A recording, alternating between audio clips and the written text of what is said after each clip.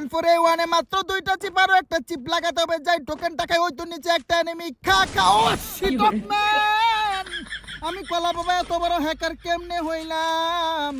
আমি কলা বাবা দেখি জমের হ্যাকার হইয়া গেলাম। এইবার ভাইরা আমার বইলে তোমার আমি কলা বাবা একটা বেরেন কাটাইবো। এই গাছের সাথে দাঁড়াইয়া থাম্বেলের জন্য একটা পোস্ট নিয়ে নিব দূরে একটা। ও shit shit shit shit shit man man man, yes, আমি কলা বাবা দেখি জম্মের হ্যাকার হইয়া গেছি।